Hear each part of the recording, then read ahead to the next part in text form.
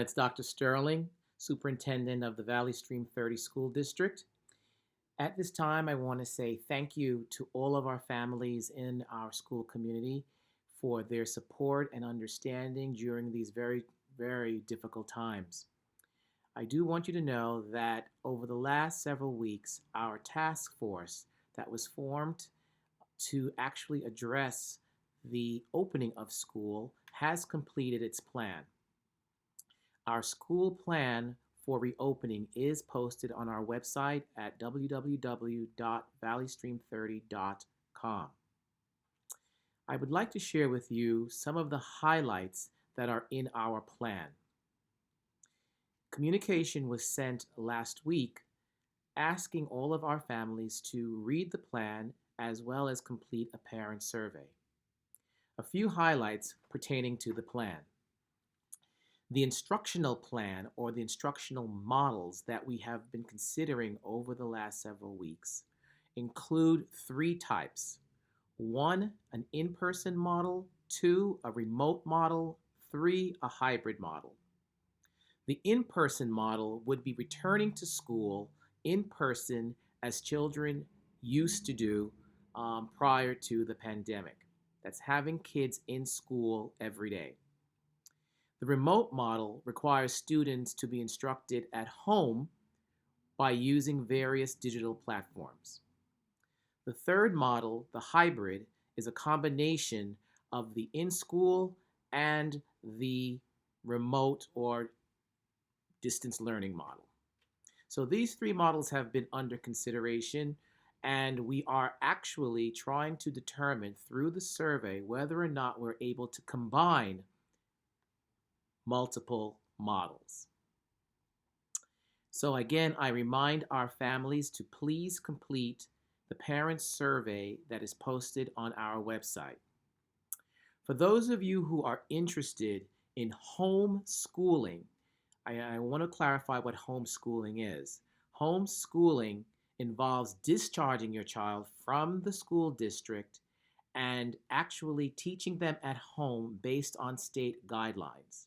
The Valley Stream School District would then not be involved in the education of your child. Homeschooling is different from home instruction.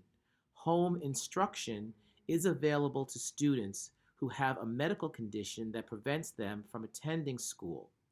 Anywhere from 3 to 5 hours per week would be provided to our students virtually, and this is an option for those who are medically fragile. I also want to mention to our parents who have incoming kindergarten students, kindergarten is not a mandatory grade for schooling.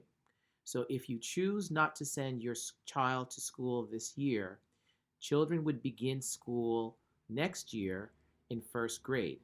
However, please note, you can enroll a kindergarten student at any point throughout the year. These are a few of our models that we have actually spent time and have determined will be one of the models that we provide for our Valley Stream 30 School District students. Again, I have to reiterate that the completion of the parent survey by August 5th is critical in the decision making.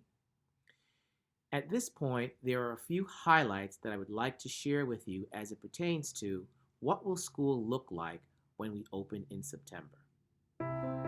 What will returning to school look like in the fall? Face coverings. Face coverings will be required based upon best available data and input from our health authorities, the school board, CDC guidelines, and stakeholder groups, including teachers and parents. Social distancing is not always possible in school settings. Therefore, students and staff will be provided with reusable masks and expected to wear them while on school grounds where social distancing is not possible and when exemptions do not apply. Social distancing. Students will practice social distancing from the arrival through the dismissal when attending school. Students will also social distance as best as possible when riding the shuttle bus. Staggered Entry and release schedules may be utilized in an effort to decrease crowding if necessary. Limited access to visitors and volunteers. We are the friendly schools, but it is essential to create a healthy and safe environment by limiting potential COVID-19 exposure whenever possible. Our school district will be limiting access to visitors and volunteers to appointment only. A request must be made 24 hours in advance. Administrators will establish protocols for greeting visitors and the use of screening and temperature checks. Hand sanitation. Each classroom will have hand sanitizer dispensers or bottled sanitizer for use in the classroom. Washing of hands will be reinforced upon use of the bathroom. Students and staff will work together to ensure everyone is promoting wellness by cleaning hands before and after lunch. Classroom modifications. Student desks will be spaced 6 feet apart when possible. Alternatively, desk barriers will be installed where 6 feet social distancing cannot be accomplished.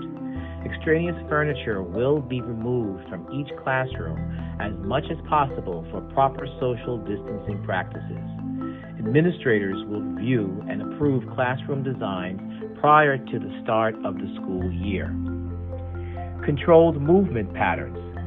To limit COVID-19 exposure and promote social distancing, students will move in cohorts where possible throughout the day, utilizing controlled movement patterns based on signage throughout the school. Staggered dismissal patterns will be devised with designated drop-off and pickup areas for walkers. Common area modifications. Students will be monitored in all common area locations to encourage social distancing practices. Special area classes and special resource classes, such as physical education, reading, speech, library, music, will adhere to social distancing where possible in their class, or they will push in to grade level classes. The limiting of collaborative activity and shared resources will occur. Meal service. Students will receive meals in a grab-and-go style in the morning and will be asked to eat in their classrooms when possible. Students will also eat in their classroom for lunch. Lunch will include prepackaged items that will be delivered to the classroom. Bagged lunch from home is encouraged. Each classroom will make accommodations for students with allergies. For the safety to staff and students in school, assemblies and other large gatherings will not be permitted until further notice. On-time pickups at the end of the day by families will also assist in the minimizing of large gatherings in our schools. Positive cases of COVID-19 identified. The school district, in collaboration with the district doctor, school nurse, and the Department of Health, will follow all health protocols of reporting, tracking, isolating, school closing, and communication to parents and staff once a positive case is identified in the school. After-school programs and extracurricular activities. We will continue to collaborate with the YMCA, an independent organization that uses our school facilities to provide after-school care. Their